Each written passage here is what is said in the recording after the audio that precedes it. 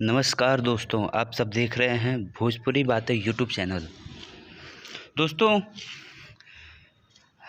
आज सुबह सुबह संजय यादव जो खेसारी लाल यादव की टीम में रहते हैं, यूँ कहें तो उनके एल्बम का जो भी काम होता है कुछ काज वो देखते हैं, उनको पता रहता है, उनके साथ रहते हैं। उन्होंने आज सुबह में एक पोस्ट डाला जिसमें उन्होंने बताया कि वो खेसारी लाल यादव और सोनू पांडे जी पिक्चर में तो यही तीनों दिख रहे हैं, आप स्क्रीन पे देख भी रहे होंगे। तीनों लोग अरुणाचल प्रदेश पहुंचे हैं।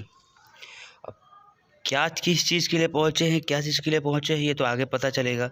लेकिन इतना ज़रूर कह सकते हैं कि शायद कोई एल्बम का शूट होगा, उसलिए पहुंचे होंगे।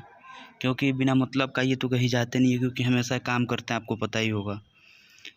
तो आई होप कि ये कोई एल्बम के शूट के लिए गए हों और अरुणाचल प्रदेश गए हैं तो कुछ अच्छा ही शूट होगा। आप लोग स्क्रीन पे फ़ोटो देख रहे होंगे। आगे का जो भी खबर होगा, जो भी मुझे मिलेगा, मैं आपको बताऊंगा। तब तक के लिए जय हिंद, जय भोजपुरी। वीडियो देखने के लिए धन्यवाद।